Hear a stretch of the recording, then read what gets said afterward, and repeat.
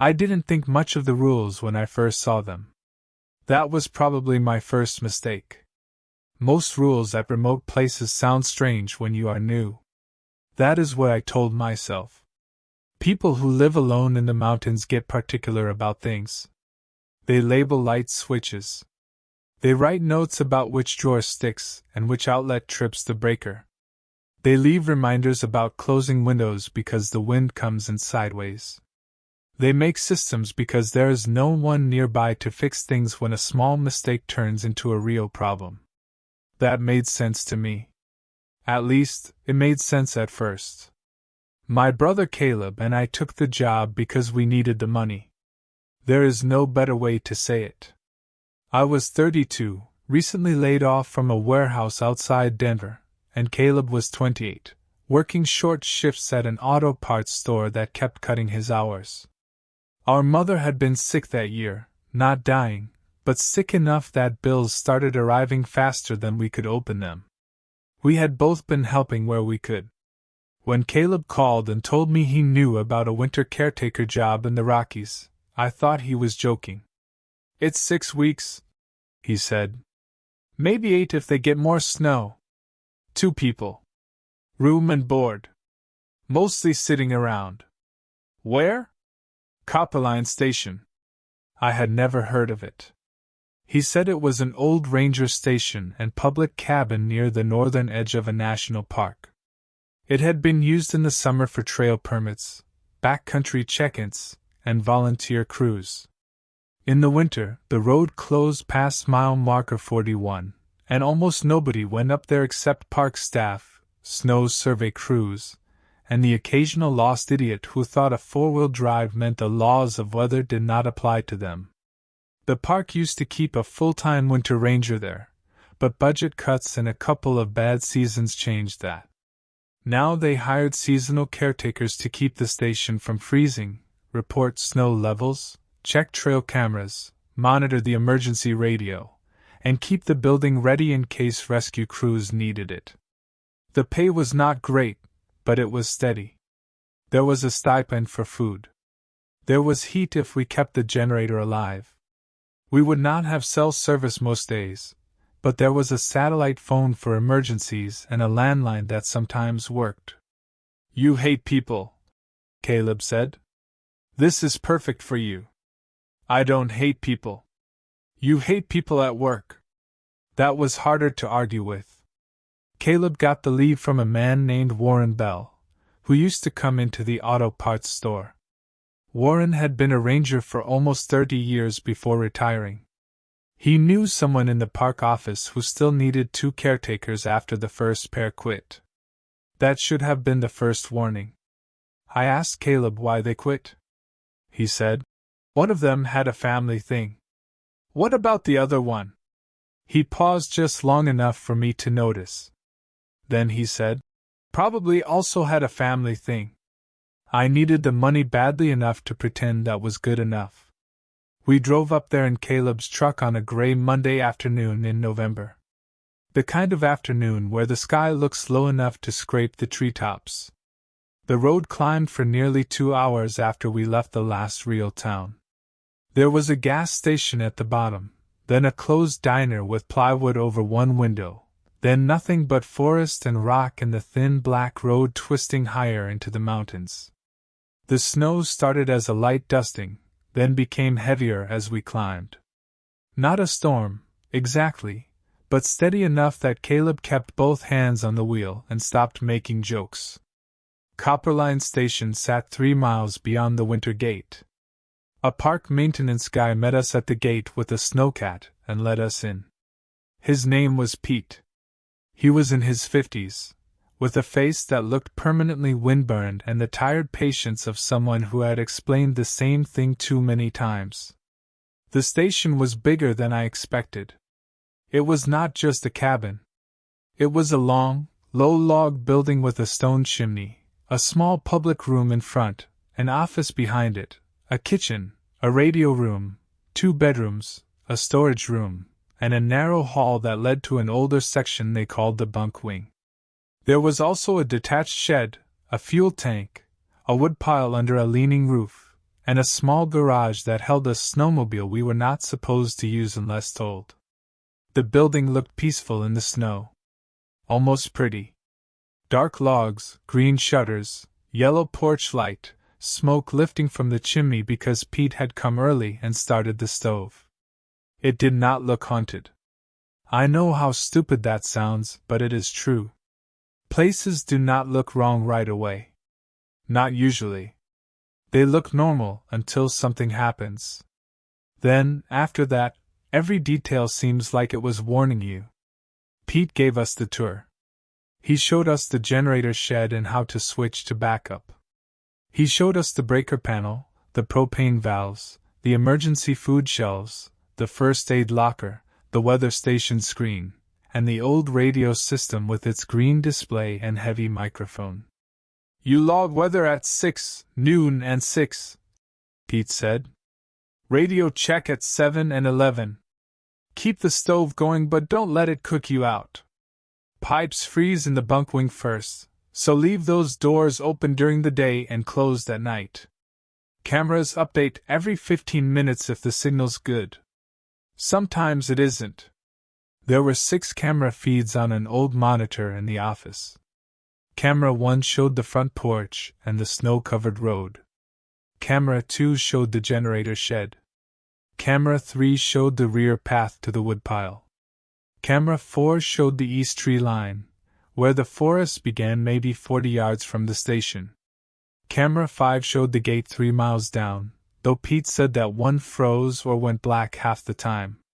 Camera 6 showed the inside of the public room. I asked why there was a camera inside. Pete looked at the monitor for a second too long. People break in sometimes, he said. Up here? You'd be surprised. That was one of those answers people give when they are not lying exactly, but they are leaving out the part you would actually want to know. The public room had old maps on the walls, a counter where visitors must have signed in during the summer, a rack of outdated brochures, and a square wooden table with 4 chairs around it. There was a guest book on the counter, though the station was closed to the public for the season. Don't bother with that, Pete said when he saw me looking at it. Nobody signs in after October. Then, like he had remembered something unpleasant, he added, if someone does come, don't invite them in unless it's a real emergency. You're not running a lodge. The bedroom Caleb and I were supposed to use had 2 narrow beds, 1 dresser, a small heater, and a window that looked out toward the woodpile. Caleb claimed the bed nearest the heater. I let him. I have always slept better cold. Room 3 was across the hall. Pete opened that door last. It was a small bedroom with 1 bed, a dresser, a lamp, and a covered mirror. The cover was just an old towel draped over it. The lamp was already on. Leave this on, Pete said. All the time? Caleb asked. From sundown to sunup. Why? Pete looked annoyed, but not with Caleb. More like he was annoyed at the question itself. Old wiring, he said. Circuit gets touchy if it cools down. Just leave it on. Caleb raised his eyebrows at me behind Pete's back. I did not laugh. Something about that room bothered me, though at the time I could not say what. It was just a room. A bed, a dresser, a lamp. The air inside felt a few degrees colder than the hall, but old buildings have drafts. The towel over the mirror looked childish, but I had known people who covered mirrors in cabins so reflected light would not wake them up. There was nothing obviously wrong. That was the point. Pete finished the tour in the office. On the desk, next to the weather log and radio schedule, he placed a blue binder with a cracked plastic cover. Everything you need is in there, he said. Then he reached into his coat and took out a folded sheet of yellow legal paper. This too. Caleb took it. What is it? Pete did not answer right away. He walked to the office door, looked down the hall toward room 3, then lowered his voice. Warren told you about the rules? Caleb looked at me. No, I said. Pete sighed through his nose. Of course he didn't. That was when I should have refused the job. I can say that now. At the time, standing in that warm office with snow tapping against the window and my bank account nearly empty, it felt too late to be scared by a piece of paper. Pete unfolded it and set it on the desk. The handwriting was neat, all capital letters, written with a black marker. At the top it said, Winter Caretaker Rules. Both caretakers read, Do not remove from office. Under that, there were 7 rules. Pete watched our faces while we read them. 1. Lock all 3 outside doors by 6 p.m. If any door has snow packed against it from the inside, do not clear it after dark. 2. Answer the radio only during the 7 p.m. and 11 p.m. checks. If a caller uses your full name, do not transmit. 3. Keep 4 chairs at the public room table. If you see 5, move the extra chair to the mudroom without speaking. 4. Room 3 lamp stays on from dusk until dawn. If it goes out, both caretakers go together. Turn it on. Do not look at the mirror. 5. Camera 4 updates every 15 minutes. If it shows either caretaker outside, both caretakers sit on the office floor until the next update. 6. If you hear knocking from the crawlspace hatch, knock back once and leave the kitchen. Do not ask who is there. 7. The guest book is for visitors. If a new name appears after 6 p.m., do not read the line below it. Tear out the page and burn it before sunrise. I remember the exact silence after we finished reading. Not because it was dramatic. Because it was not. The generator hummed. The stove popped in the next room. Caleb made a small sound in his throat like he was trying not to laugh. Pete stood there with both hands on his belt, looking tired. Finally Caleb said, Is this a joke they do for new people? No. Because it's pretty good. Pete did not smile. I asked, What happens if we don't follow them? He looked at the paper, not at me.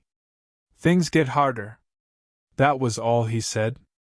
I asked who wrote the rules. Rangers before me. Some of them are older than I am. What do they mean? They mean what they say. Caleb leaned back against the desk. So if a chair appears, we just move it? Yes. And if the radio says my full name, I ignore it? Yes.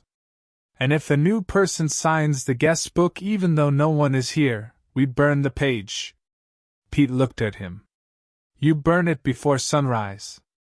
Caleb stopped smiling a little. Pete left before dark. He said he wanted to make the gate before the snow got worse. He gave us the satellite phone number for dispatch, his own number, and Warren's number. He reminded us again that the road was closed to public vehicles, that we were not to hike alone, and that we should write everything in the log, even things that seemed stupid. Then he stood on the porch with his hood up and looked at us like he wanted to say more. Instead, he said, First few nights are always the worst. Why? I asked. He shrugged. Because you listen too hard. Then he climbed into the snowcat and drove away down the road, the engine fading until the mountains swallowed it. Caleb and I stood in the doorway watching the red taillights disappear between the trees. Well, Caleb said, Mom always wanted us to spend more time together. I laughed because he did. It felt good to laugh. It made the place smaller. At 5:45, we did our first lockup. There were 3 outside doors. Front porch, kitchen side door, and rear mudroom door. We checked them all, slid the bolts, and marked it in the log like Pete had shown us. At 6 I wrote the weather. Temperature, 19 degrees. Wind light. Snow steady. Visibility, maybe half a mile. Caleb made boxed macaroni and cheese on the propane stove, and we ate in the public room at the square table with 4 chairs. The room had a museum smell, old paper and dust and wood smoke. The camera in the corner had a small red light. "Think they watched that?" Caleb asked. "Who?" "Dispatch." "Pete." "Whoever." "Probably records to the system." He stared at the camera and lifted his fork in a little salute. Nothing happened. At 7, we did the radio check?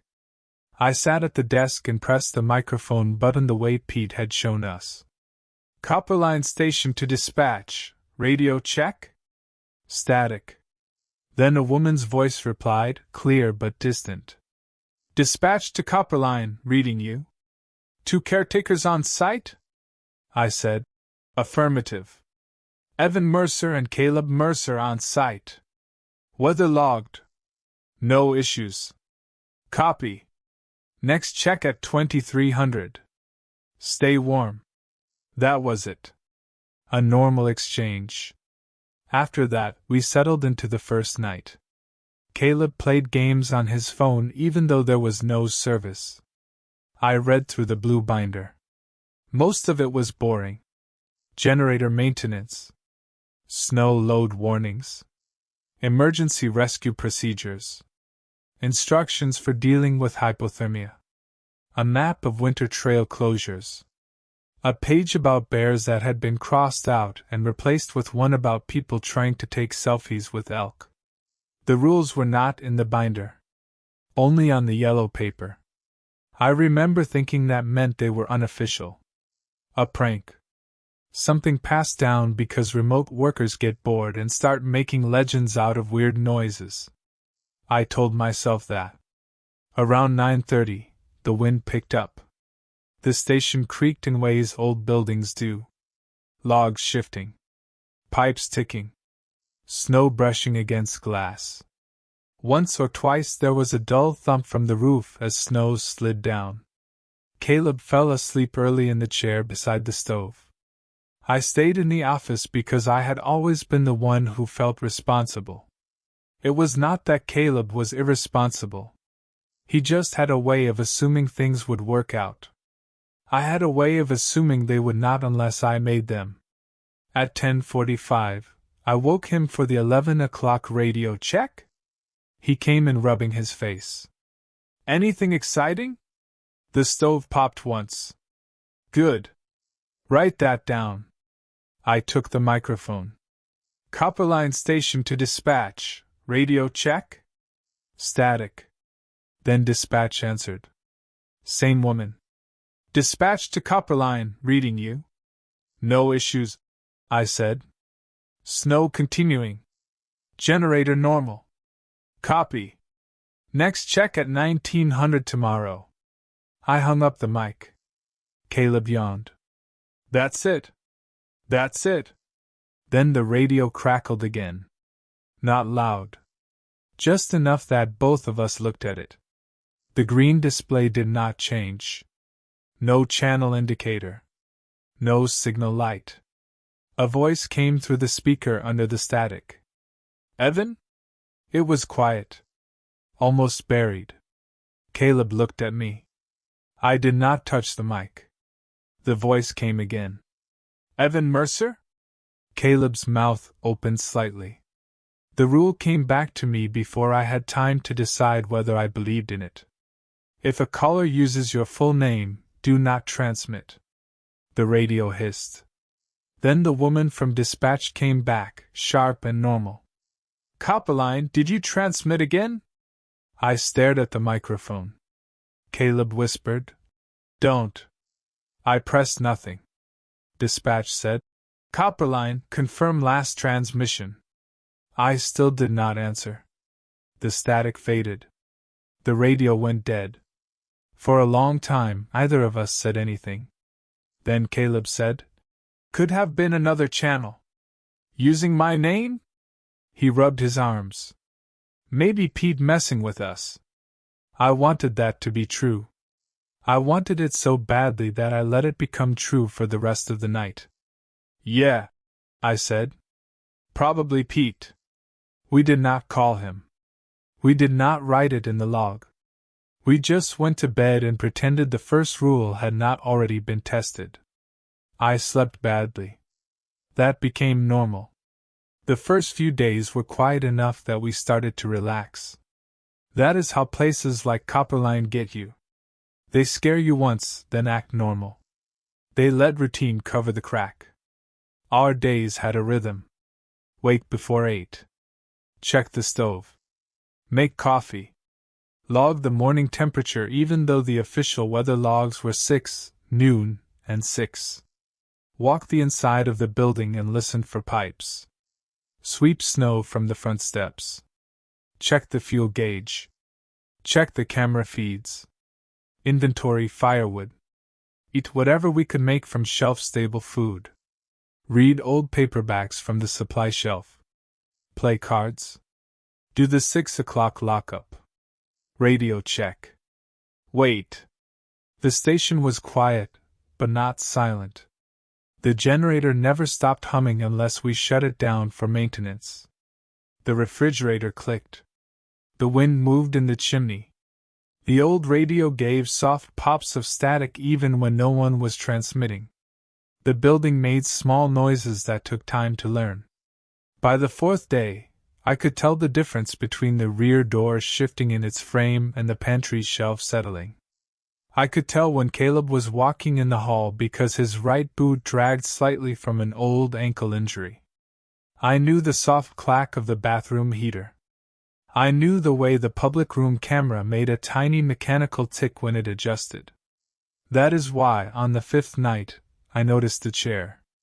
We had just finished dinner. Canned chili over instant rice. Caleb complained about it, and then ate 2 bowls. I washed the pot while he checked the office monitor. At 6, we had locked the doors. At 7, we had done the radio check. Dispatch had answered normally, and nothing else had come through. I was drying my hands when Caleb called from the public room. Evan. His voice was flat enough that I turned off the faucet. He stood by the square table. There were 5 chairs around it. Not 4. 5. 4 of them were the ones that had been there since we arrived. Heavy wooden chairs with scratched seats and curved backs. The 5th was different. Narrower. Older. Painted white once, though most of the paint had worn away. It sat on the far side of the table, tucked in neatly like someone had just stood up from dinner. I looked toward the mudroom. The rules said to move the extra chair there. The problem was that I had never seen that chair before. Was it in the bunk wing? Caleb asked. I don't know. You brought it in? No. He stared at it. I didn't either. The room felt colder around the table. I know how that sounds. I do not mean there was a ghostly chill or anything dramatic. I mean the warmth from the stove seemed to stop at the edge of that room, as if the table sat in a pocket of old air. Caleb stepped closer. Don't, I said. He froze. The rule did not say not to touch it. It said move it without speaking. But the fact that Caleb had been about to reach for the back of the chair made me suddenly afraid of what might happen if he looked at the seat too long. I pointed toward the mudroom. He nodded. We each took a side of the chair. It was cold. Not winter cold. Not like it had been outside. It was cold like something pulled from deep shade in a basement. The wood felt damp through my fingers. We carried it to the mudroom. Either of us spoke. As we passed the office, the radio gave one quick burst of static. Caleb almost dropped his side. I tightened my grip and kept walking.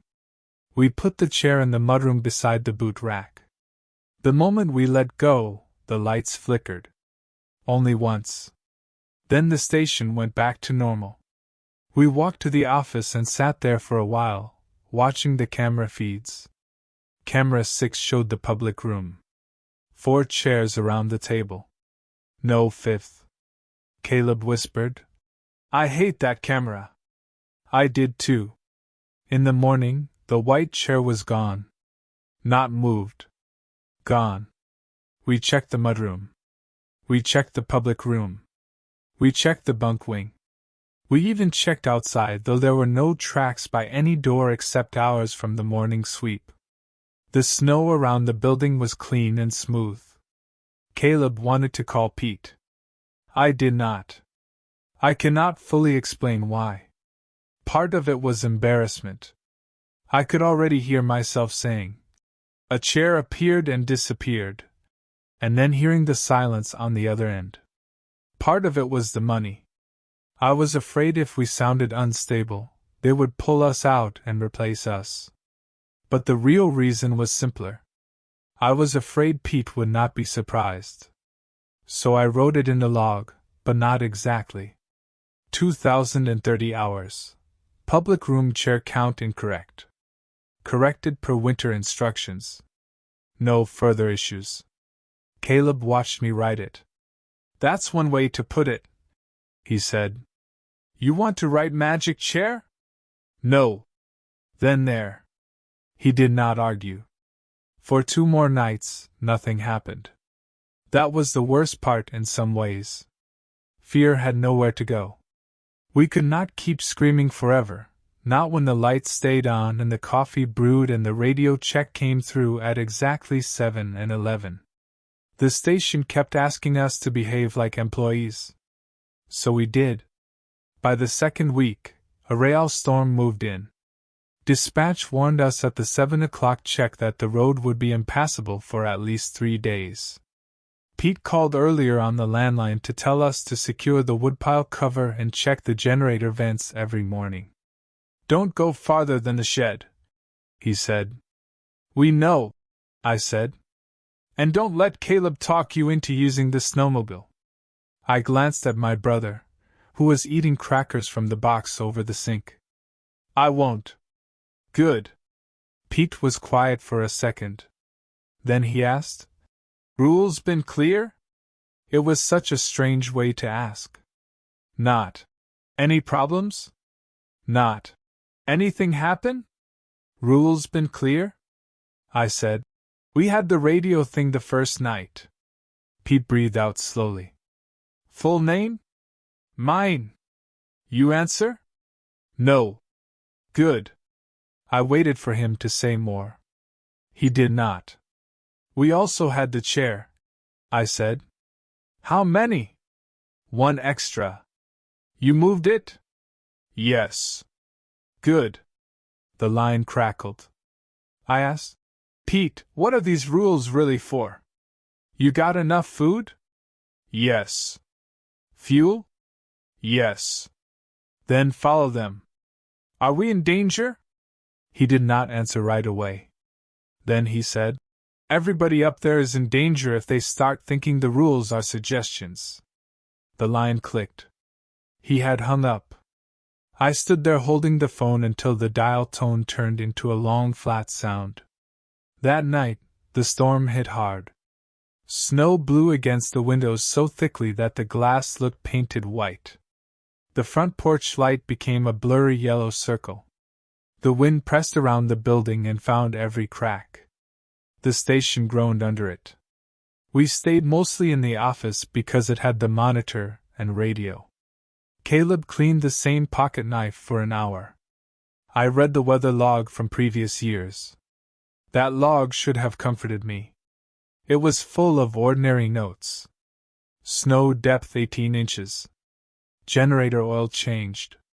Fox tracks near shed. Hikers turned back at lower gate. But every so often, there were lines that felt different. Chair corrected 21:15. C4 held until update. No movement. Room 3 lamp failure. Resolved. Guest page removed. No one had explained those entries. No one had needed to. The people writing them had known exactly what they meant. Around 10:30, Caleb said he was going to make coffee.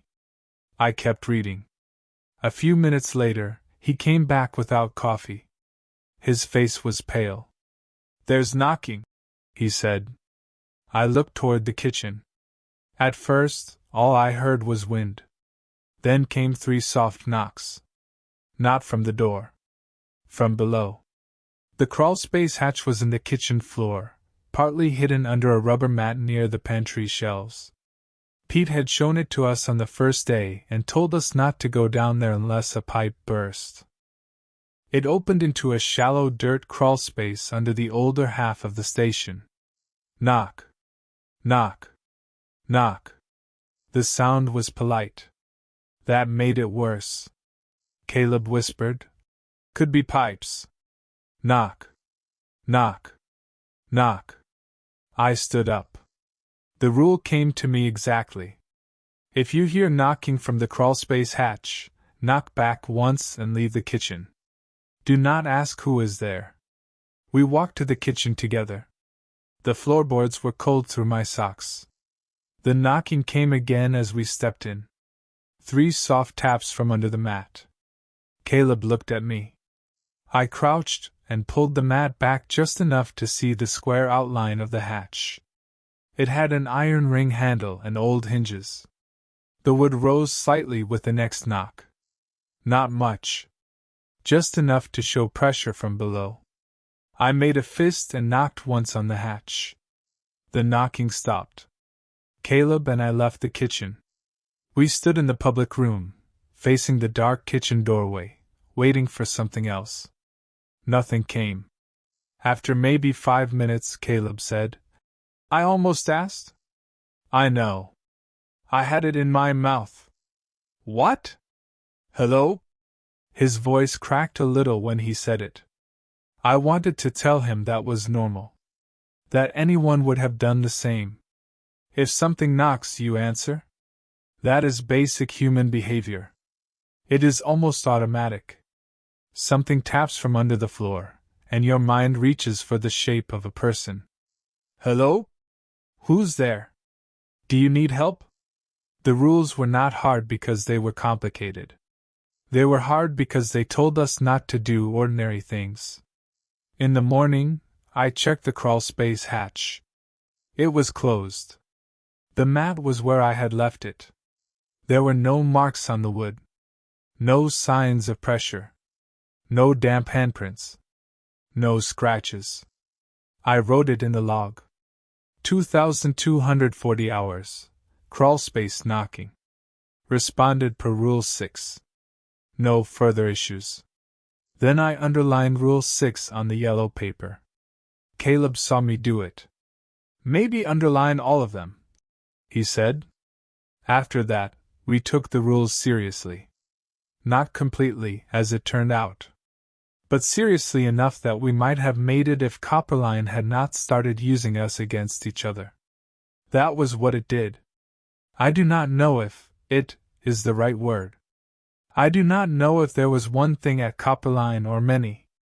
I do not know if the building itself was wrong, or the forest, or the mountain, or some part of time that had gone thin there. I only know that the first incidents felt random. The radio used my name. A chair appeared. Something knocked. Then it started paying attention. On the 9th night, room 3 went dark. We noticed because the hallway changed. The station had very few lights at night. We kept the office lamp on, the stove light, and the lamp in room 3. That lamp threw a warm line across the floor under the door. It became part of the place, one of those background details you stop noticing until it disappears. Caleb was brushing his teeth in the bathroom when he called out, Evan? I came into the hall. The line under room 3 was gone. The door was closed. It had been open earlier. I was almost sure of that. We usually left it cracked so we could see the lamp from the hall. Caleb stood with the toothbrush still in his hand. Power? He whispered. The bathroom light was on. So was the office. Not power. The rules said both caretakers go together. Turn it on. Do not look at the mirror. I went to the office and grabbed a flashlight, then came back. Caleb rinsed his mouth quickly and followed me. We stood outside room 3. The air under the door smelled stale. Not rotten, not moldy. More like a room that had been shut for years. You ready? I asked. No. I opened the door. The flashlight beam hit the floor first. That was deliberate. I kept it low. I had no intention of looking at the covered mirror on the dresser. The room was darker than it should have been. The hallway light did not seem to enter it properly. The bed sat against the far wall, blanket pulled tight. The lamp was on the small table beside it, switch facing the door. I stepped in. The boards felt soft under my feet. Caleb stayed right behind me. I could hear his breathing. I kept my eyes on the lamp. The towel over the mirror hung to my left. I could see the edge of it in my side vision. It moved slightly, though there was no draft. I reached the lamp. For 1 second, I could not make my hand move. There was a shape on the bed. Not a person. I told myself it was not a person. It was under the blanket.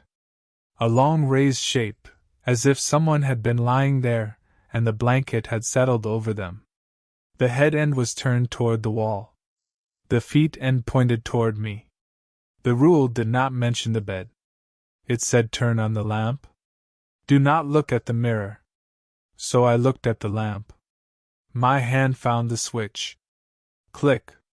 The room filled with warm light. The shape under the blanket was gone. Not moved. Gone flat.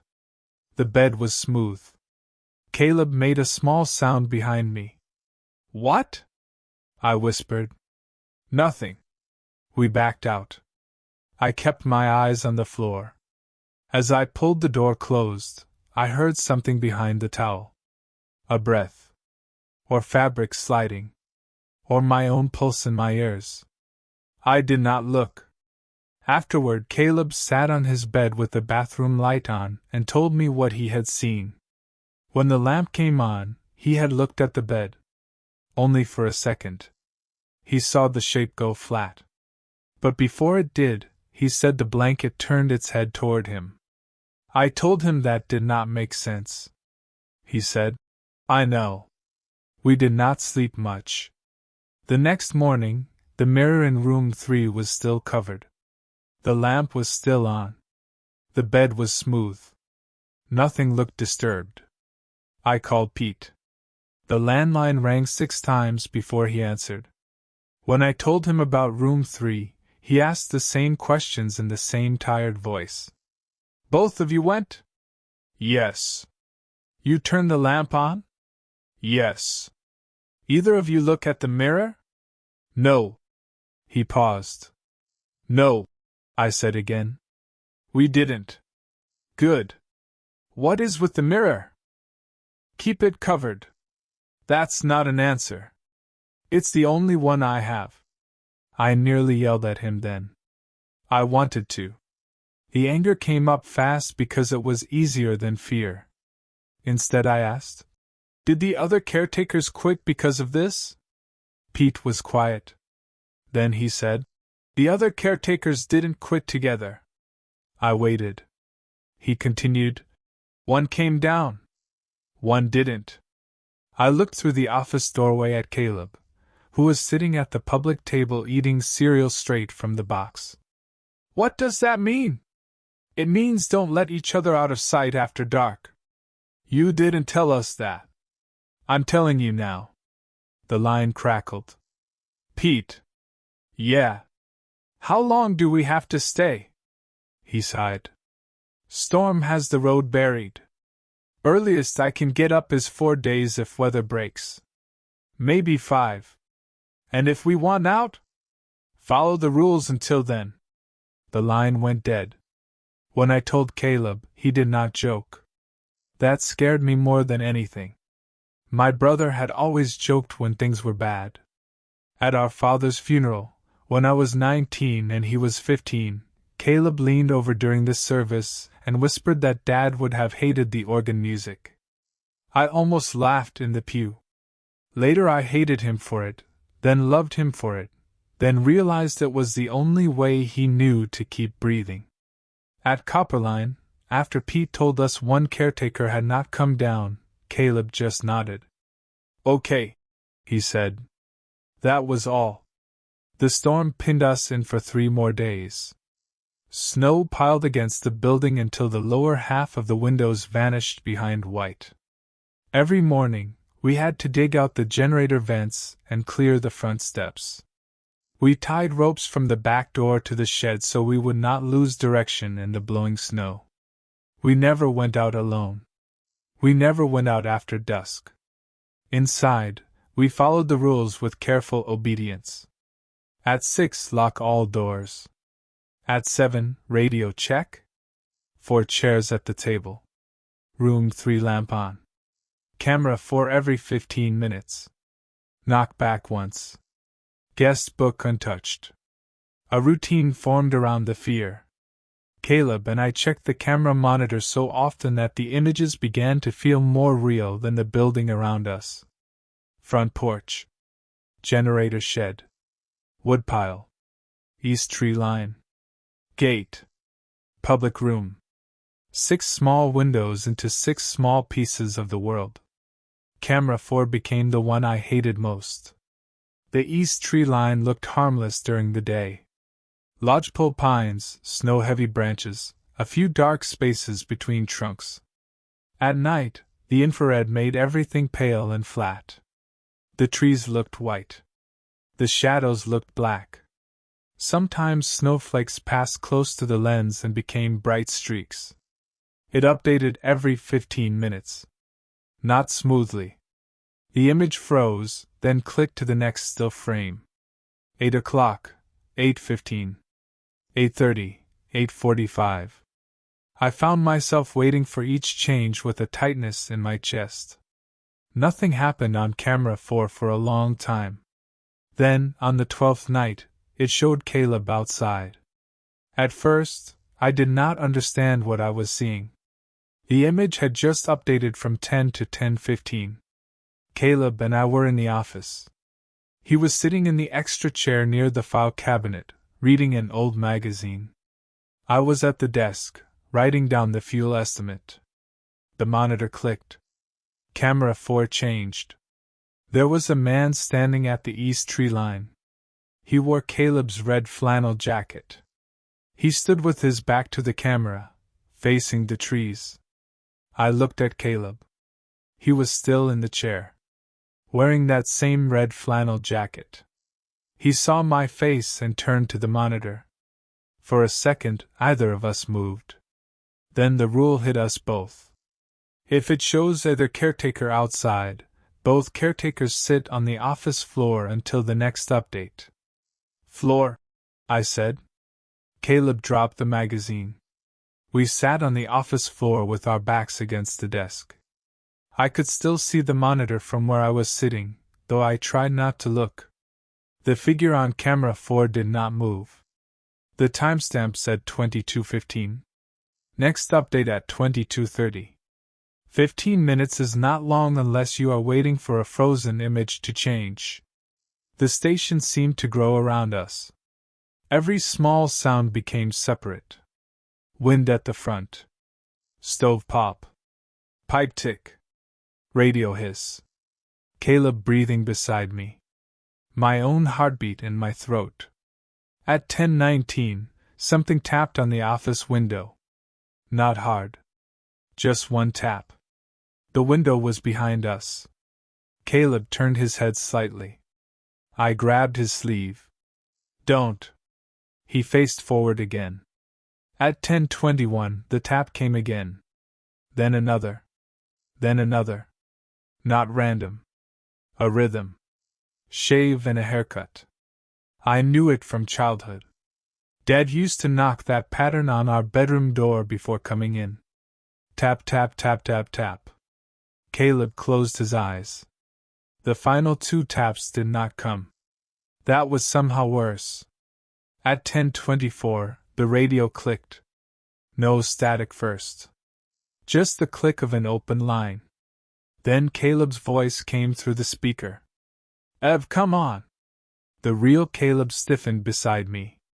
The voice on the radio sounded close, breathless, annoyed. "Ev, I'm freezing. Open the door." The rule said if a caller used your full name, do not transmit. It had not used my full name. That made the temptation worse. The real Caleb whispered, "That's not me." "I know." "Evan, please," the radio said. This time it used my first name only. The voice was perfect. Not just similar. Perfect. It had Caleb's tone when he was trying not to panic. It had the small roughness in his throat from years of smoking and quitting and smoking again. "Door's stuck," it said. "I went out to check the shed and the door's stuck. Just open it." The real Caleb put both hands over his ears. I stared at the timestamp. 22:26. 4 minutes. The office window tapped again. Tap, tap, tap, tap, tap. The radio whispered, "Don't leave me out here." At 10:29, the station went quiet. No wind. No pipe ticks. Even the generator seemed far away. Then, from the hall, our mother's voice said, "Boys?" Caleb made a sound I had never heard from him. Small. Broken. Our mother was alive then. She was in Denver, probably watching TV under a blanket with her pill organizer on the coffee table. She was not in the hall at Copperline Station. She could not be. But she sounded tired. She sounded like she had when she called from the hospital and tried to pretend she was not scared. "Boys?" she said again. "I can't find the light." Caleb started to get up. I threw my arm across his chest and shoved him back down. He fought me for half a second. Not hard, but enough. "Don't," I whispered. His eyes were wet. He stared toward the office doorway. The monitor clicked. Camera 4 updated. The figure was gone. The trees stood empty. The timestamp read 22:30. Sound returned to the station all at once. Wind slammed the wall. The generator hummed loudly. The radio gave a soft burst of static and went dead. I let go of Caleb. He did not move. Neither did I. We stayed on the floor until my legs went numb. The next morning, we checked the snow outside camera 4. There were no footprints at the east tree line. Not one. The snow between the station and the trees was smooth except for wind ripples.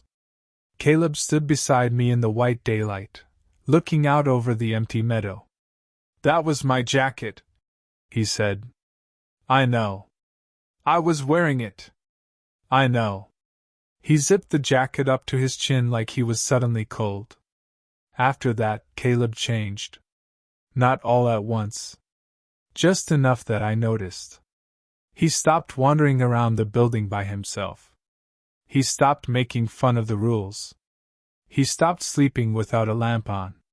He kept his pocket knife in his hand when we watched the monitor, though I told him a knife would not help against a radio voice or an extra chair. He said, "It helps against me doing something stupid." I understood that. We had 2 days left before Pete thought he might be able to come up. The storm had weakened, but the road was still buried. Dispatch said maintenance crews were working lower down. They told us to stay put and conserve fuel. Stay put. As if that was easy. The next incident was the guest book. I hated that one most because it happened in plain sight. It was the 14th night. The storm had stopped, and the world outside was bright under moonlight. Everything was blue and white. The station felt exposed without the storm around it. Like the noise had been a blanket, and now we could hear too far. At 6, we locked the doors. At 7, radio check. At 8, Caleb and I played cards in the public room. We had moved the table closer to the stove, but we kept exactly 4 chairs around it. 1 for me, 1 for Caleb, and 2 empty across from us. I did not like the empty chairs, but I liked moving chairs even less. The guest book sat on the front counter near the brochure rack. It was an old leather-bound thing with yellow pages and a Park Service pen attached by a chain. I had not opened it since the first day. Around 8:40, Caleb got up to use the bathroom. "Door open," I said. He rolled his eyes, but left the bathroom door cracked. That had become another unofficial rule. We did not close interior doors all the way after dark unless the yellow paper required it. While he was gone, I shuffled the cards. The public room camera ticked. The stove popped. Then the pen on the guest book moved. I saw it out of the corner of my eye. At first, I thought the chain had slipped. The pen rolled slightly, then stopped. I stared at it. The pen lifted. Not high. Just enough for the tip to touch the page. It began to write. My body did not react right away. That is something people do not understand about fear. You think you will jump or run. Sometimes you just sit there, watching, because the thing happening is too wrong to fit into any response you have. The pen moved across the page. Slow. Careful. I could hear the scratch of it over the fire. Caleb came back from the bathroom and stopped in the hall. "What is it?" he asked. I raised one hand without looking away. The pen finished. It dropped to the counter. The chain swung once. Then everything was still. Caleb came beside me. On the open page of the guest book, a new name had been written in blue ink. Warren Bell. Under the name, there was another line. A comment line. I did not read it. I wanted to. That sounds insane, but I did. The name was bad enough. Warren Bell was the old ranger who had helped Caleb get the job. He was the one who had not told us about the rules. Seeing his name written by nothing in the empty station made my stomach go cold. But the line below it pulled at my eyes. It was not like normal curiosity. It felt physical. Like when someone says, "Don't look," and your head turns before you can stop it. I knew there were words there. I knew they were about us. I knew if I read them, I would understand something. That was the bait. Caleb whispered. "Rule 7. I nodded. "Don't read it." "I'm not." But I was. Not fully. Not on purpose. My eyes dropped half an inch, and I caught the first word. Tell. I shut my eyes hard. Caleb swore under his breath. "You saw?" "One word." "What word?" "Don't ask." We tore the page out. My hand shook so badly that the paper ripped unevenly. Caleb opened the stove door. I shoved the page inside and watched the fire take it. The ink darkened before the paper curled. For 1 second, as it burned, the comment line became visible through the flame. I looked away. Caleb did too. We kept our backs to the stove until the page was ash. Then, because we had learned how to be employees inside a nightmare, I wrote it in the log. 2044 hours. Guest book entry appeared after lockup. Page removed and burned per Rule 7. I did not write the name. I did not write the word I had seen. Tell. At 11, the radio check came. Dispatch answered normally. Then, after the line cleared, Warren Bell's voice came through. I had only heard him once or twice at the auto parts store, but Caleb knew it right away. He stood up so fast his chair hit the wall. "Caleb," the radio said. "You still up there?" We did not answer. "Caleb Mercer," Warren said. Full name. Do not transmit. Caleb stepped back from the desk as if the microphone might bite him. Warren's voice crackled with static. "I'm sorry, boys." The room seemed to lean in around us. "I should have told you," he said. I thought it might leave you alone if you didn't know too much. The radio popped. Then Warren said, "Don't trust Pete." Caleb looked at me. I shook my head. Warren continued, "Pete isn't Pete after 11. Static swallowed the last word. Then dispatch came through, annoyed. "Copperline, please keep channel clear unless reporting emergency traffic." I stared at the radio. Dispatch had heard something. Or thought she had. I wanted to pick up the mic and ask if Warren Bell had just transmitted. I wanted to ask if Pete was safe, if Warren was alive, if any of this had happened before.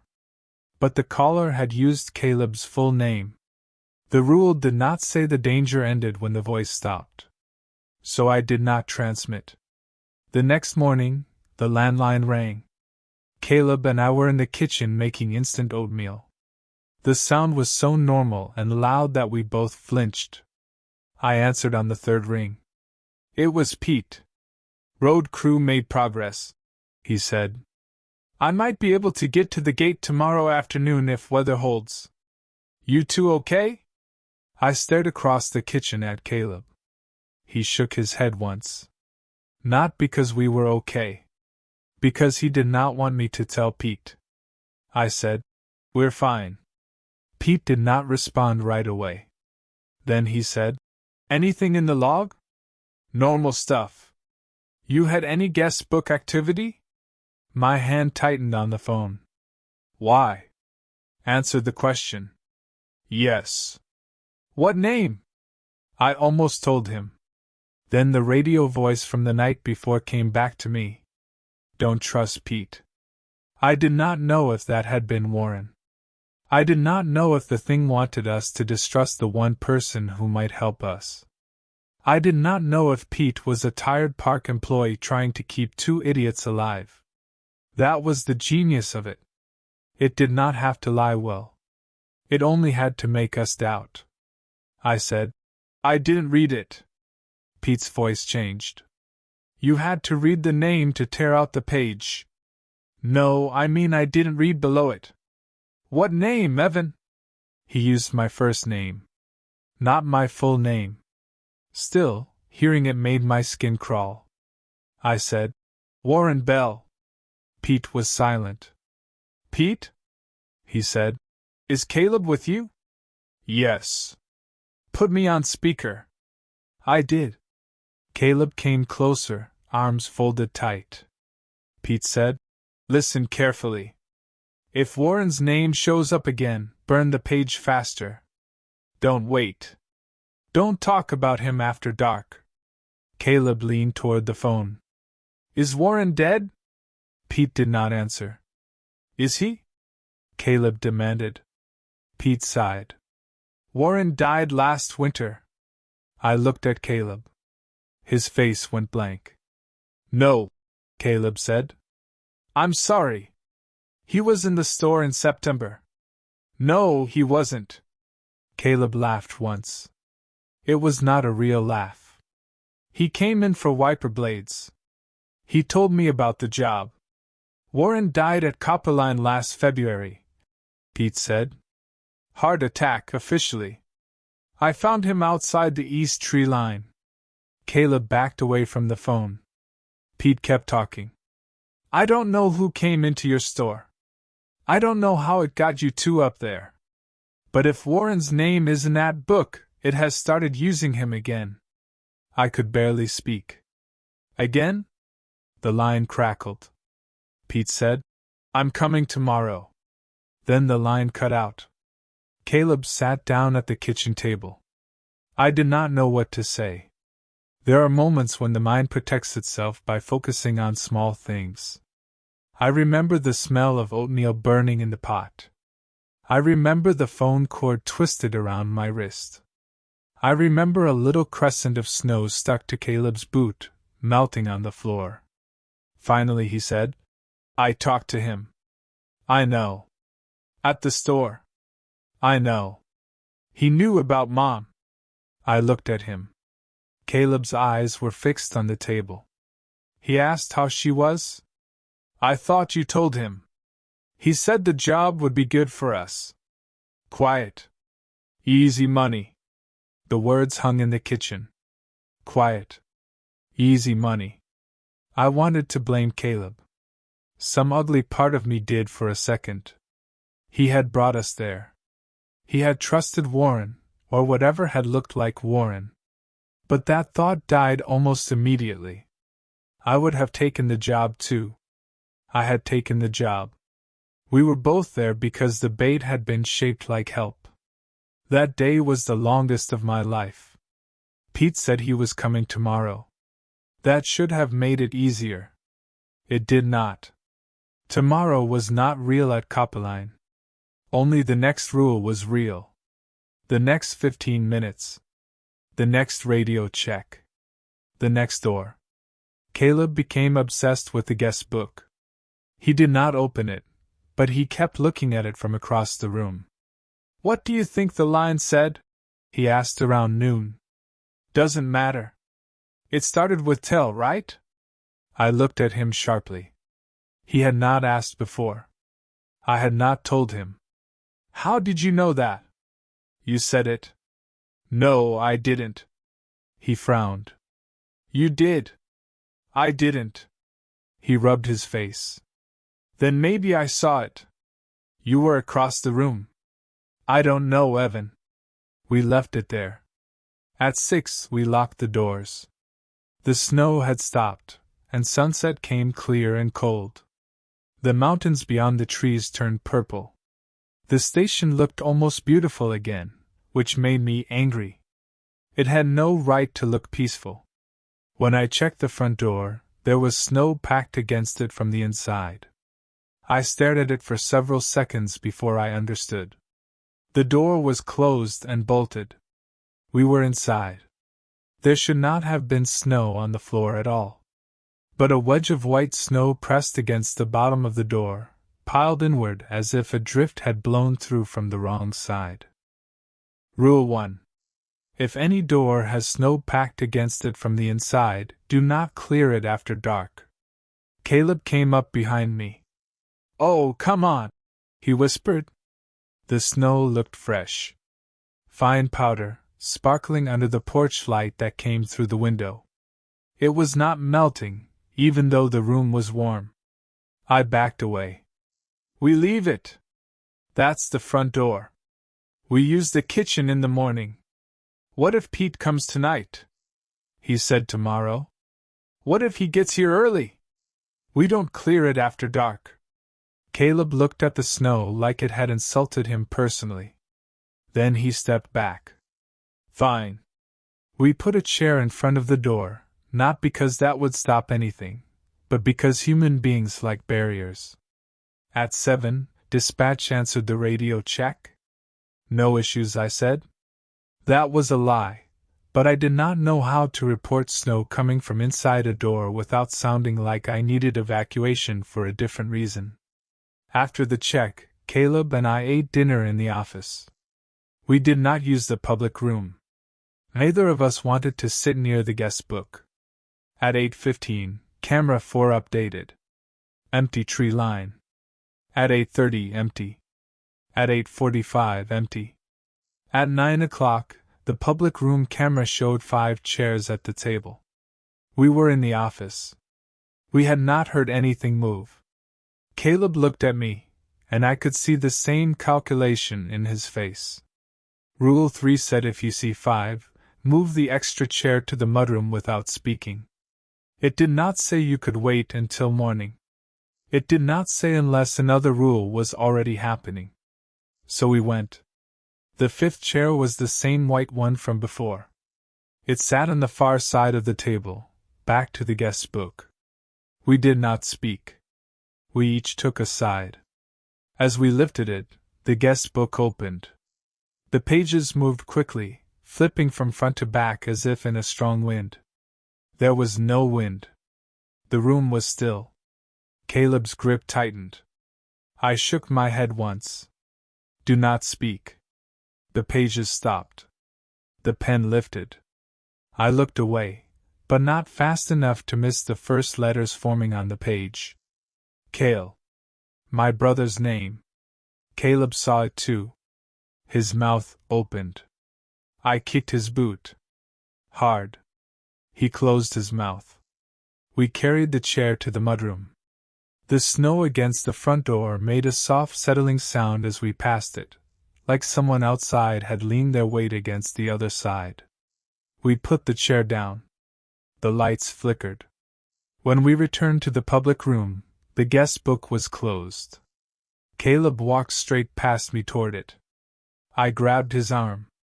He pulled away. My name, he whispered. Rule 7. It's my name. After 6. We burn it. He looked at me with a kind of anger I had not seen since we were teenagers. What if it says something important? That's why it's there. You don't know that. Yes, I do. No, you don't. You're guessing like everyone else. He reached for the book. I grabbed him again, harder this time. He shoved me. Not hard enough to knock me down, but hard enough that I hit the counter with my hip. Don't, I said. He stood over the book, breathing fast. I could see the war in him. Fear, anger, guilt, curiosity. The thought that maybe the line below his name would explain why Warren had come to him. Maybe it would tell him how to stop it. Maybe it would say something about Mom.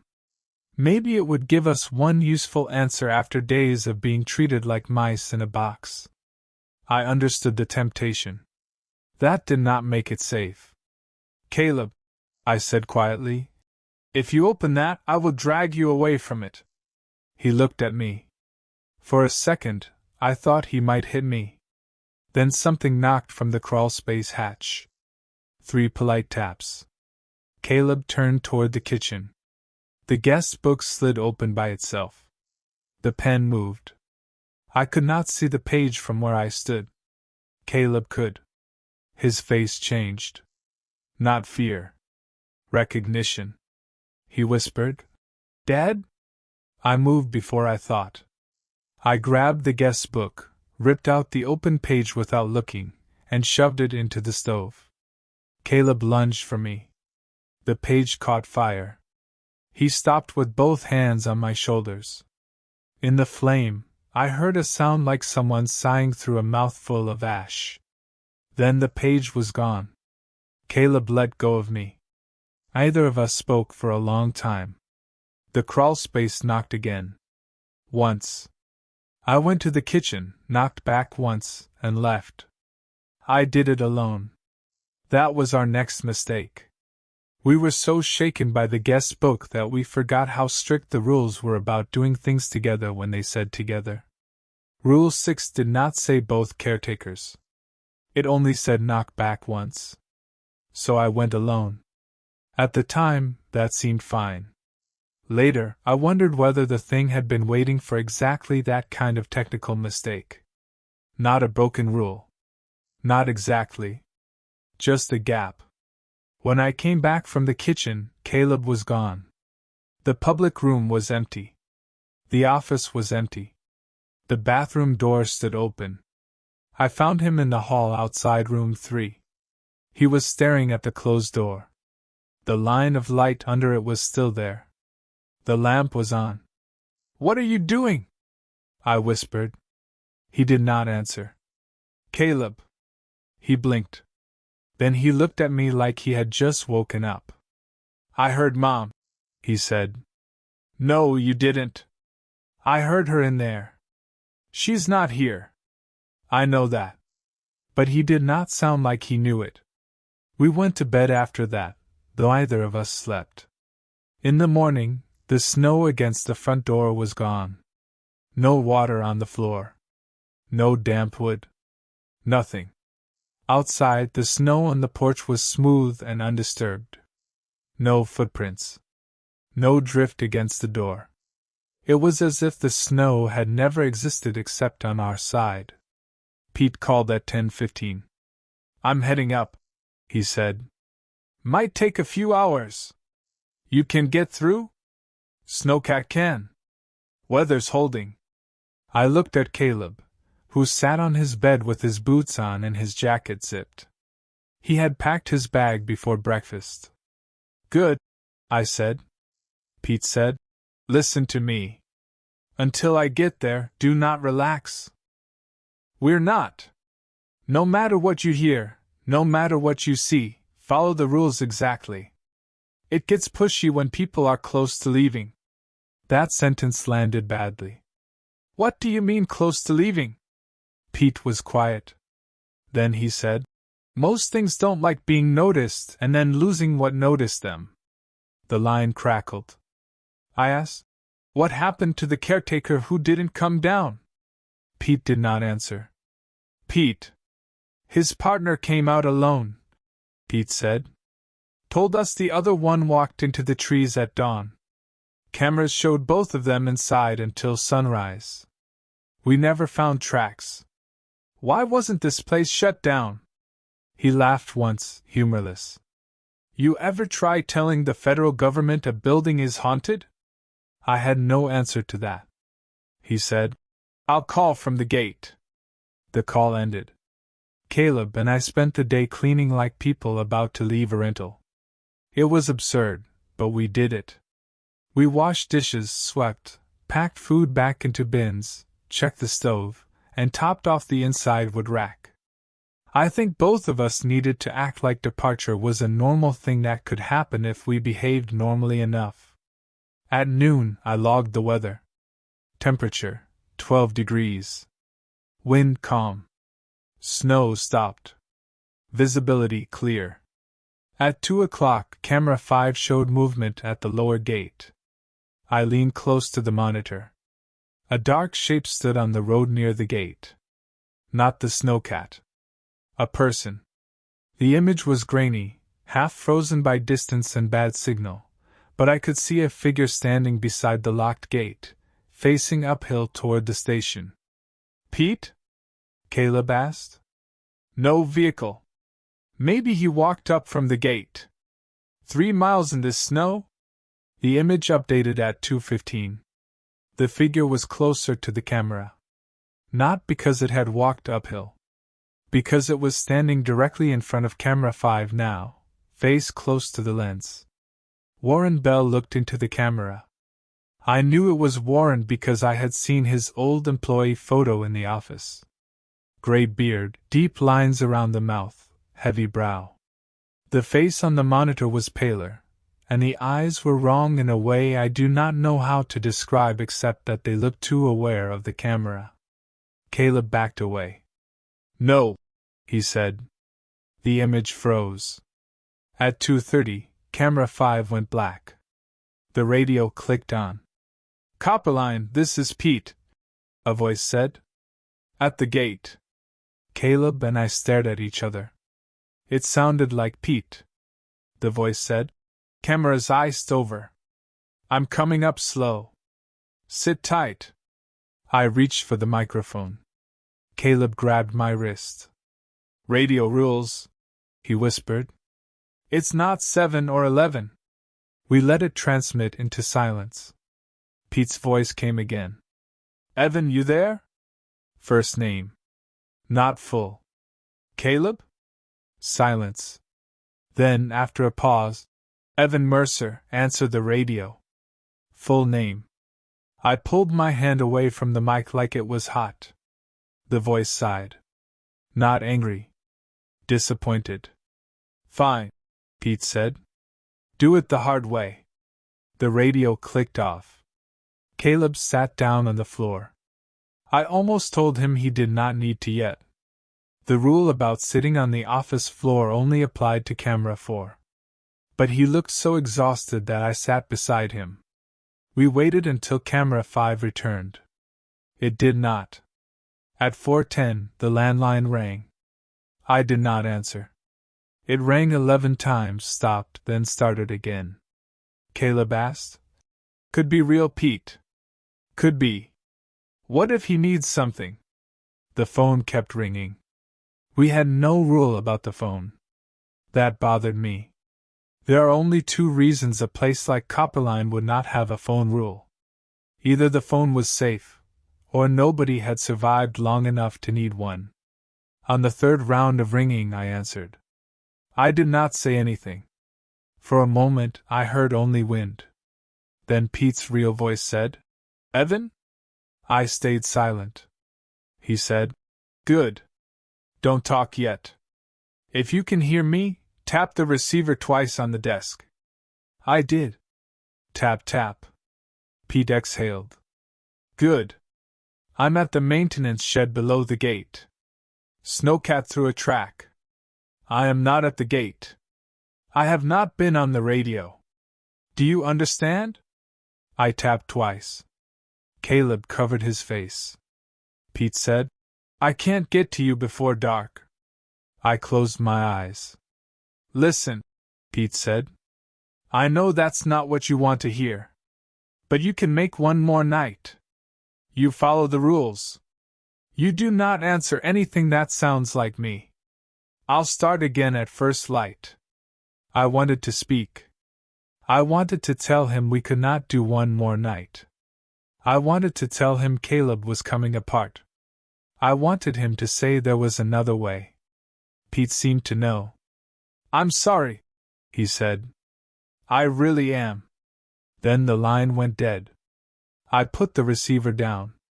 Caleb stared at me. "He's not coming," I said. "Not tonight." For a second, I thought Caleb might scream. Instead, he laughed. It was soft and empty. "One more night," he said. "Sure." I did not know then how important those words would become. At 5:30, the station began to change. Not in a way I could prove. The rooms looked the same. The lights stayed on. The stove burned. The cameras worked except for camera 5. But the place felt occupied. That is the only word. Occupied. Like people had filled the rooms just outside our sight. Like if I turned too quickly, I would catch someone stepping behind a doorway. The air held the pressure of held breath. Caleb and I locked all 3 doors at 5:50. No snow inside any of them. We checked the public room table. 4 chairs. We checked room 3. Lamp on. Mirror covered. We checked the guest book. Closed. Then we sat in the office and waited for 6. At exactly 6 o'clock, every clock in the station stopped. The office wall clock. The small alarm clock in our bedroom. The digital clock on the microwave. Even Caleb's phone, though it had no service, froze at 6 o'clock. The radio display still glowed green. The camera monitor still updated, but the timestamp stuck at 1800 hours. There was no rule about the clocks. Caleb whispered, "That's new." I said, "Don't give it credit." He looked at me strangely. "What?" "Nothing." "What?" He shook his head. "You sounded like Dad." That hit me harder than it should have. Our father had been calm in emergencies. Too calm sometimes. When a pipe burst in our childhood house, he had walked downstairs, looked at water pouring through the ceiling, and said, "Don't give it credit," like the pipe had done something on purpose. I had not thought about that phrase in years. At 7, the radio clicked. The clock still said 6. The radio schedule said 7 by our bodies, by habit, by the dark outside. I checked my watch, an old analog one my father had given me. It still worked. 7 o'clock. I took the mic. "Copperline station to dispatch, radio check?" Static. No answer. I tried again. "Copperline station to dispatch, radio check?" Nothing. Caleb leaned in. The radio speaker hissed. Then a woman's voice said, "Dispatch to Copperline, reading you." It was the normal dispatcher. I let out a breath. "Copperline on site. No emergency traffic. Camera 5 down. Weather clear. Awaiting maintenance tomorrow." There was a pause. Then dispatch said, "Copy, Evan Mercer." I froze. Caleb whispered, "No." The voice continued, still calm, still official. "Confirm Caleb Mercer is with you." I did not answer. The radio hissed. "Copperline," she said. "Confirm both caretakers are alive." Caleb backed away from the desk. I set the mic down gently. The dispatcher's voice changed. "Not much. Just enough." "Evan," she said. "Your mother called." I closed my eyes. "She said it's important?" I did not answer. "She said Caleb shouldn't have come." The radio popped. Then my mother's voice filled the office. "Evan, honey?" Caleb said. "No." I stared at the microphone. My mother sounded confused. Tired. Far away. "Evan, I can't reach Caleb." "Is he there?" Caleb shook his head over and over. "Please pick up," she said.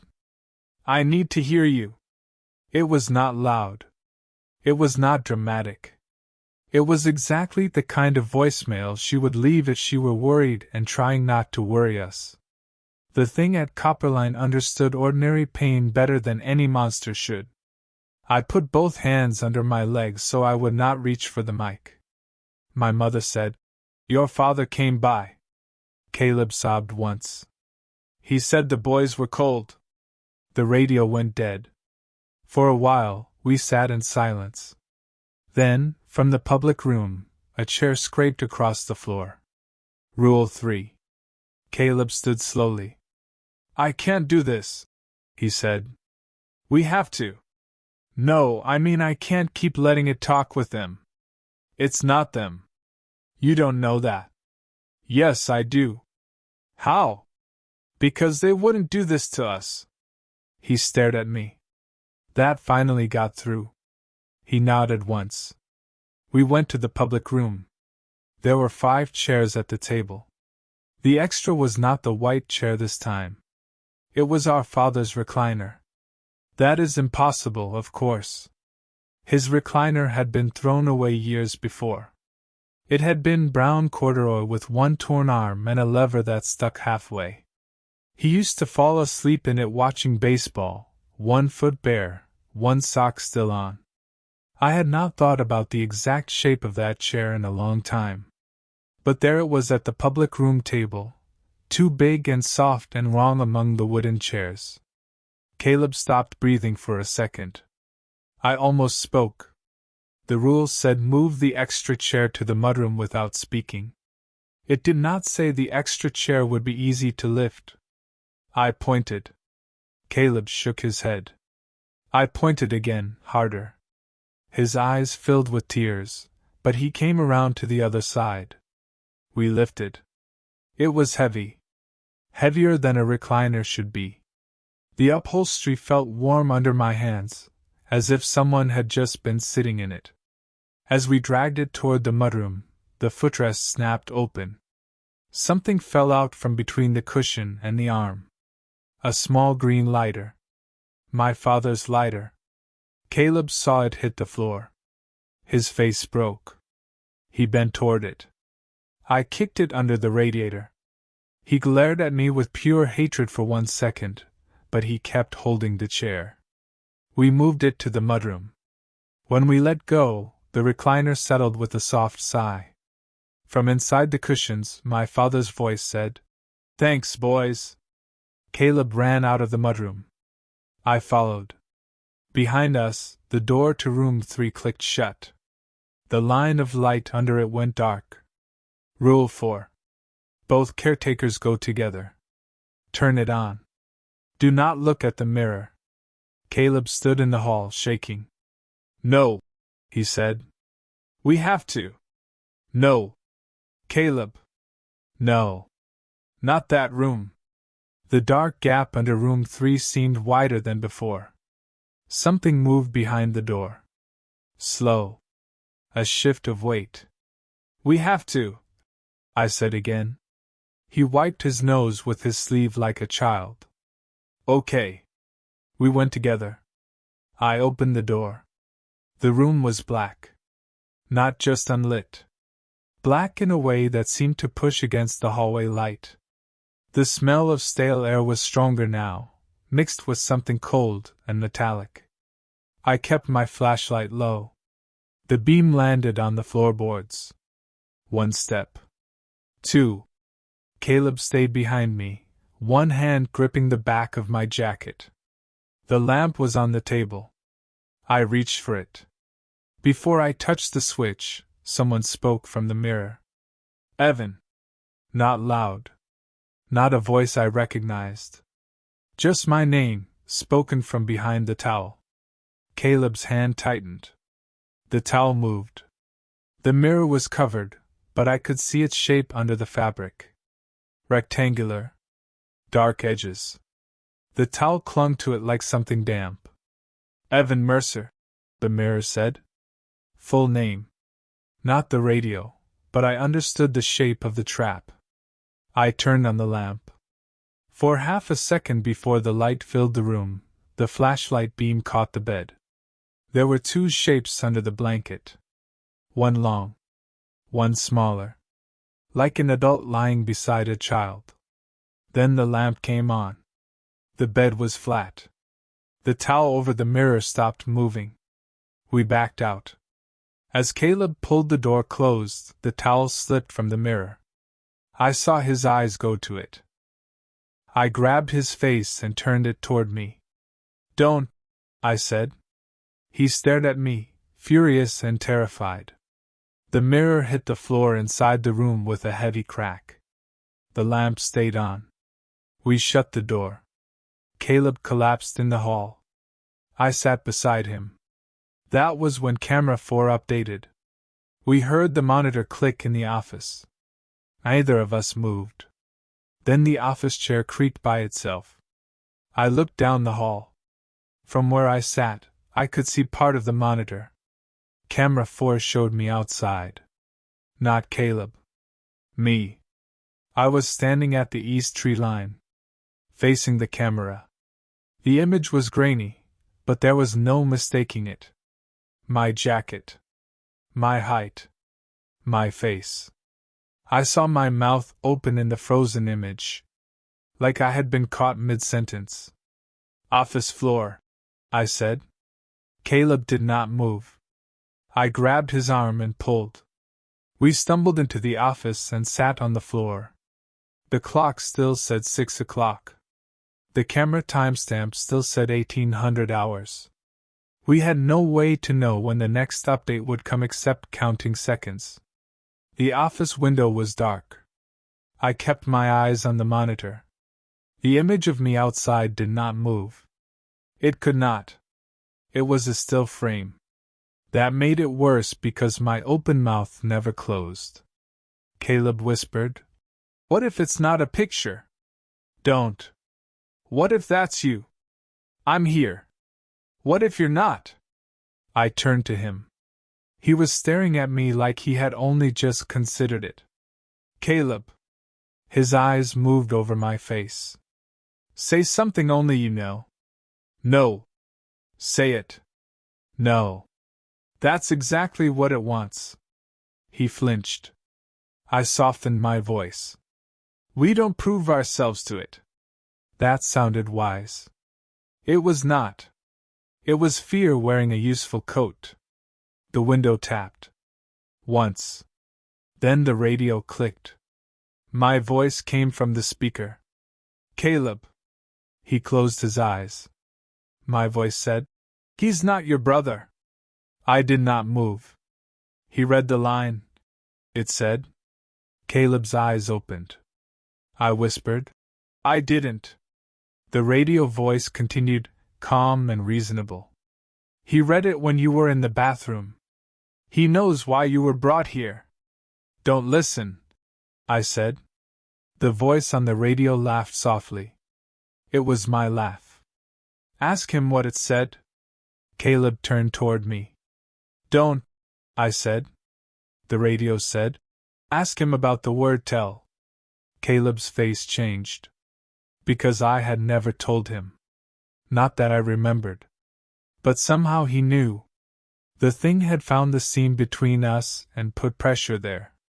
Caleb, I said, look at the monitor. Wait for the update. Did you read it? No. Did you? No. The radio voice said. He knows Warren picked you. He knows Dad agreed. Caleb put his hands over his ears. I wanted to reach for him, but the rules said sit on the floor until the next update. It did not say do not comfort your brother. Still, I did not move. By then I had started to fear any action that was not strictly necessary. The window tapped again. Tap, tap, tap, tap, tap. This time, the final 2 taps came from under the floor. Tap, tap. The monitor clicked. Camera 4 updated. The east tree line was empty. Caleb stood immediately. Don't, I said, but the rule had passed. He walked out of the office. I followed. Caleb. He went to the public room and stood by the stove. The guest book lay open on the counter. A fresh page. A new name. Evan Mercer. Below it was a line of writing. I looked away so hard my neck hurt. Caleb did not. He read it. I know he read it because all the anger left his face. He became still. Too still. Caleb, I said. He did not answer. I moved toward the book, keeping my eyes on the floor, and tore out the page. He let me. I burned it in the stove. The whole time, Caleb stood there with that blank look. When the page was ash, he said, You weren't supposed to come. I felt my stomach drop. What? That's what it said. You read the line. He nodded. You broke the rule. I know. Why? He looked at me then. Because it was my name underneath. I did not understand. He pointed to the guest book. The line below your name, he said. It wasn't a comment. My mouth went dry. That was when Rule 7 changed meaning. We had thought it meant do not read the comment line written below the new entry. That was how guest books worked. Name on one line, comment below. We had assumed the danger was in the message. But the rule did not say comment. It said the line below it. The guest book was lined paper. Below my name, on the next line, was Caleb's name. Not a message. A list. A sequence. I tried to understand what that meant. Caleb already had. It's not telling us something, he said. It's taking attendance. The stove popped behind him. The public room camera ticked. Caleb looked toward the front door. We have to leave, Pete said, mourning. No. Now. We can't. We can. Caleb, listen to me. No. I'm done being checked off in that book. He walked toward the front door. I grabbed his arm. He shoved me harder this time. I hit the table, and one of the chairs fell over. Don't touch me, he said. I got between him and the door. After dark, doors stay locked.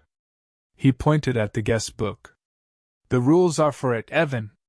Not for us. What does that mean? They keep us here. That thought had occurred to me too, but I had not let it form all the way. Rules can protect. Rules can also contain. A locked door keeps something out. It also keeps you in. I said, We don't know that. He laughed under his breath. We don't know anything. The landline rang. Both of us turned. It rang once. Twice. 3 times. Then the radio clicked on. Pete's voice said, Open the door. Caleb and I froze. The radio voice said, I'm on the porch. The front porch camera showed nothing. The radio continued. Snowcat's running. We have to go now. Camera 1 showed the empty porch. The road beyond it was blue with moonlight. No snowcat. No tracks. Caleb stared at the monitor. Not real, I said. He nodded slowly. Then the front porch door knocked. 3 hard knocks. Not crawlspace polite. Human. The radio said. Evan, open up. I looked at Caleb. He looked back. The voice did not use my full name. Please, it said. It's cold. That was my mother's voice again. From the front door now. Boys, she called through the wood. Please let me in. Caleb whispered. No. That gave me hope. Then she said, Caleb, honey, I brought your father. The porch camera flickered. For one frame, I saw 3 people standing outside the front door. My mother. My father. Warren Bell. Then the image went back to empty porch. Caleb backed away until he hit the wall. The landline rang again. The radio hissed. The crawlspace knocked. Room 3's door opened by itself, spilling warm lamplight into the hall. Then every light in the station went out except the lamp in room 3. The building went silent. No generator. No radio hum. No refrigerator. Just wind and the soft yellow line from room 3. Caleb whispered, Office. He was right. Cameras. Radio. Log. Rules. We needed the office. We moved together in the dark, hands brushing the wall. The office monitor still glowed on battery backup. 6 camera feeds, pale and grainy. Camera 1, empty porch. Camera 2, generator shed. Camera 3, woodpile. Camera 4, east tree line. Camera 5, black. Camera 6, public room. In camera 6, Caleb and I were sitting at the table. I stared. The real Caleb stood beside me. The monitors showed us in the public room, sitting across from each other. Heads lowered. Hands folded on the table. 4 chairs. No 5th. The timestamp still said 1800 hours. The image clicked. Camera 6 updated. The table was empty. Except for the guest book. Open. The pen began moving on the monitor. I looked away from the real counter, but the monitor held my eyes. The pen wrote 1 line. I could not read it on the small screen. Then another. Then another. Caleb said, Don't look. I shut my eyes. The radio clicked. Dispatch said, Copperline, confirm final count. I kept my eyes shut. The voice said, 2 caretakers listed. Static. 2 caretakers received. The front door handle rattled. Once. Then the kitchen door. Then the rear mudroom door. All 3, one after another, as if someone was walking around the building trying each entrance. Caleb whispered, What do we do? Wait until morning. How long? I looked at my watch. It had stopped at 6 o'clock. Everything had. We wait until light. The radio said, There won't be light. Neither of us answered. The next few hours are difficult to describe because time stopped behaving in a way I can put in order. We stayed mostly in the office. Sometimes the generator was running. Sometimes it was not. Sometimes the room was freezing, our breath visible. Sometimes it was so warm I sweated through my shirt.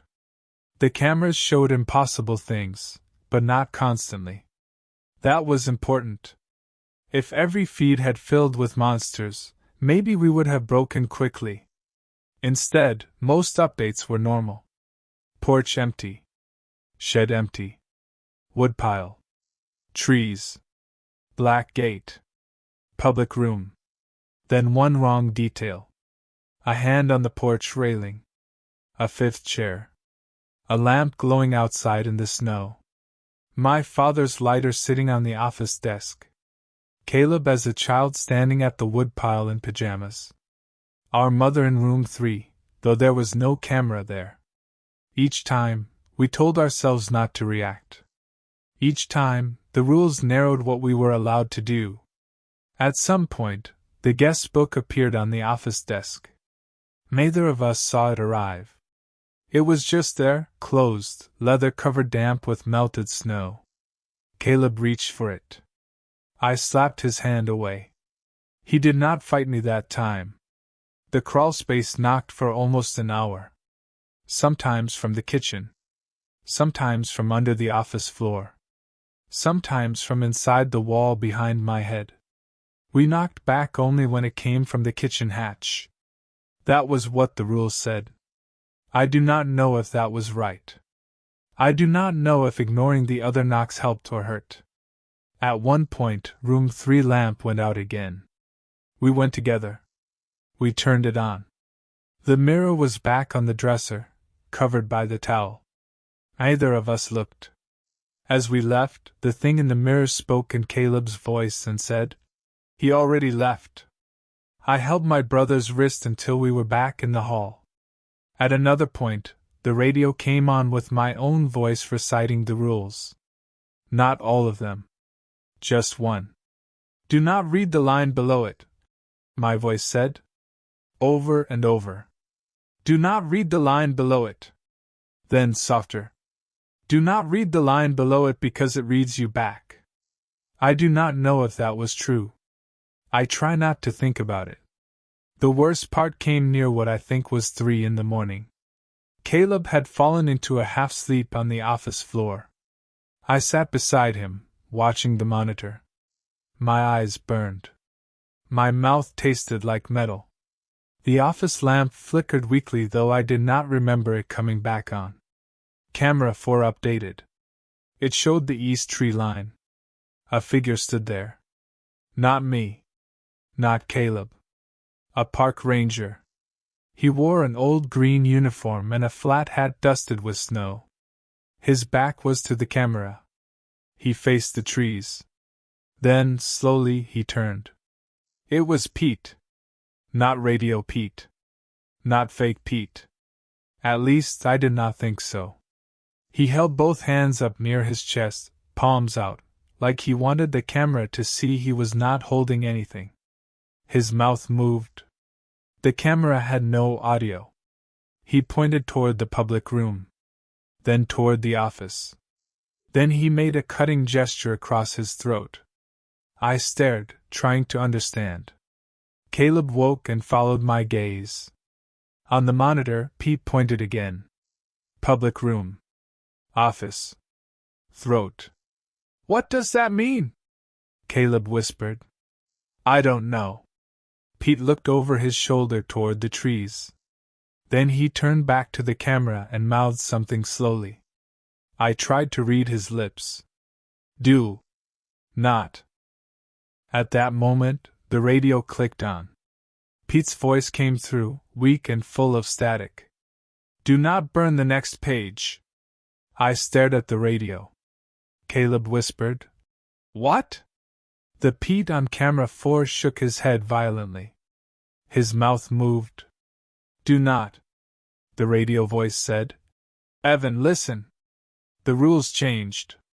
Do not burn the next page. Full name. Do not transmit."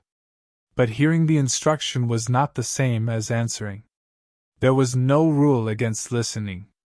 The Pete on camera 4 stepped closer to the lens. His face was desperate. He mouthed again. "Do not read." The radio said. "If Caleb's name appears, leave the page. It's the only way to hold him here." Caleb turned to me slowly. "What does that mean?" "I don't know," the radio said. "If you burn it, he goes where Warren went." Camera 4 flickered. Pete was closer now. Too close to the camera. His face filled the frame. His lips moved. "Do not open." Then the feed went black. The radio whispered, "One of you has to sign out." The guest book on the desk opened. The pen rolled toward Caleb. He looked at it. I grabbed the book. He grabbed it too. For a second, we held it between us like two children fighting over something stupid. Let go, I said. What if it's right? It used his full name. What if that rule is just to keep us from hearing? Caleb. What if every rule keeps us doing what it wants? That was the question that almost ended us. Because he might have been right. Rules can be written by survivors. Rules can also be written by the thing that survives. I did not know which was true. None of us did. I only knew what had happened when we followed them. We were still alive. I knew what happened when Caleb read the line. Everything got worse. That was enough. I pulled the book from him. The page was open. A name had appeared at the top. Caleb Mercer. My eyes dropped.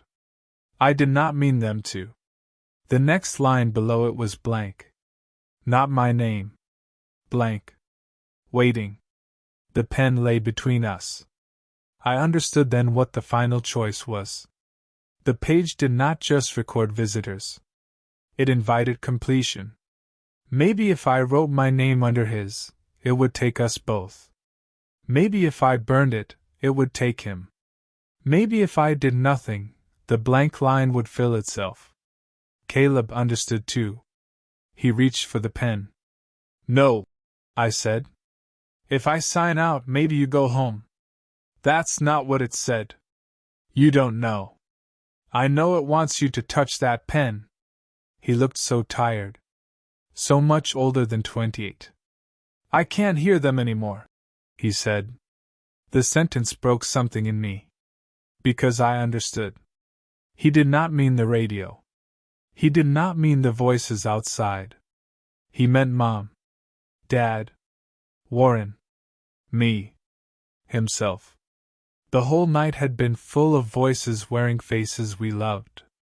After enough hours, resisting them did not feel like bravery. It felt like refusing a drowning person's hand. I took the pen. Not to write. To throw it into the stove. That was my intention. But the moment my fingers closed around it, the office changed. I was not in the office anymore. I was standing outside at the east tree line. The cold hit me so hard I could not breathe. The station sat across the meadow, warm yellow light in its windows. Snow lay smooth between me and the porch. The sky was clear and full of stars. In the office window, I could see Caleb sitting on the floor. Beside him sat another me. It looked exactly like me. It had one hand on his shoulder. Caleb was crying. The other me leaned close to his ear. I tried to scream. No sound came out. Then I was back in the office with the pen in my hand. No time had passed. Caleb stared at me. What happened? I dropped the pen on the floor and crushed it under my boot. Blue ink spread across the boards like blood. The guest book slammed shut. Every door in the station opened at once. Front. Kitchen. Mudroom. Room 3. The cold rushed in from all sides. The office monitor went white. The radio screamed with static. Caleb grabbed me, and I grabbed him, and for a few seconds we were just two brothers in the dark holding on to each other while the building breathed around us. Then the front door closed. Then the kitchen door. Then the mudroom. Then room 3. One by one. The static stopped. The generator came back on. The clock started. My watch ticked once. Then again. It read 6:01. Outside the windows, the sky was turning gray. Dawn. We sat there until full light came through the office blinds. Neither of us spoke. At 7:20, the real Pete arrived. We saw him first on camera 1, riding up on the snowcat, bundled in orange and green. He parked in front of the station and got out slowly, like a man approaching a trapped animal. He did not knock. He stood on the porch and called through the door. Evan? Caleb? It's Pete Harlan. I am alone. It is after sunrise. You can check the porch camera. We checked. He was alone. I opened the door. Pete looked at both of us, then passed us into the public room. How many chairs? He asked. 4, I said. Room 3 lamp? On. Guest book? I looked at Caleb. Caleb looked away. Pete stepped inside. The station smelled normal. Coffee would smoke damp wool. Morning light made everything look smaller and less possible. Pete went straight to the office. The guest book was on the desk. Closed. No pen. The crushed pen stain was gone from the floor. Pete opened the book. I turned away automatically. He said, It's blank. I looked. The page was blank. No Caleb Mercer. No Evan Mercer. Nothing. Pete closed it. For the first time since I had met him, he looked truly shaken. What happened? He asked. I laughed. I could not help it. After all his half-answers and warnings and rules, now he wanted the story. Caleb said, We want to leave. Pete nodded. Pack only what you need. We were out within 20 minutes. I did not look back when we left Copperline Station. That sounds like a line people say, but I mean it literally. I kept my eyes on the floor of the snowcat while Pete drove us down the road. Caleb sat beside me, wrapped in a blanket, staring straight ahead. At the gate, Pete stopped to adjust something on the track. For a moment I looked up. Camera 5 was mounted on a pole near the gate. Its lens had cracked. Behind it, in the snow, stood a white wooden chair. Pete saw me looking. Don't, he said. So I didn't. We made it down the mountain. That should be the end. For a while, I told people it was. The official story was that the storm stressed us out. We were sleep deprived. The old station had electrical problems. We decided the job was not worth it, and nobody argued. Pete signed off on the early end of contract. We were paid for the full 6 weeks, probably because the park did not want questions. Caleb and I drove back to Denver in silence. Mom cried when she saw us. She said we looked thin. Caleb hugged her for a long time, longer than normal. I watched him over her shoulder and tried to decide whether my brother had come all the way home. For the first few days I thought he had. He slept badly, but so did I. He jumped when phones rang, but so did I. He would not sit at any table with more chairs than people, but I understood that too. Trauma makes rules of its own. Then small things began to happen. A chair moved in Mom's kitchen. Not far. Just enough that no one could say for sure. The lamp in Caleb's room burned out 3 nights in a row. He covered the mirror with a towel and told Mom it helped him sleep. Once, while I was visiting, I heard 3 knocks from under the floor. Mom lived in a second-floor apartment. Caleb and I looked at each other across the room. Neither of us moved. Neither of us knocked back. After that, Caleb stopped talking about Copperline entirely. I tried to bring it up once, about a month later. We were sitting in my truck outside the clinic while Mom had blood work done. Snow was falling lightly. City snow. Dirty and soft, and nothing like the mountains. I said, Do you ever think about the book? He did not answer. Caleb. He looked at me. For a second, I did not recognize his expression. Not because it was monstrous. I almost wish it had been. It was ordinary. Calm. Too calm. He said, We burned the wrong pages. I felt my hands go cold on the steering wheel. What does that mean? He smiled a little. Not a happy smile. I don't know yet. That was the last time I asked him directly. I am writing this now because yesterday I got a package with no return address. Inside was the yellow rules sheet from Copperline Station. The original one. Same folds. Same black marker. Same stain near the corner where Caleb had spilled coffee on our third morning. At first I thought Pete had sent it. Then I turned it over. There was a new rule written on the back. Number 8. It said, "If your brother says he came home with you, ask him what line he read. If he answers, do not sleep in the same house." I called Caleb as soon as I read it. He did not pick up. I called Mom. She said he was in the shower.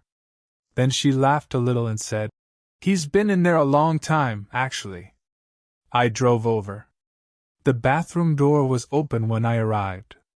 The shower was running, hot enough to fog the mirror.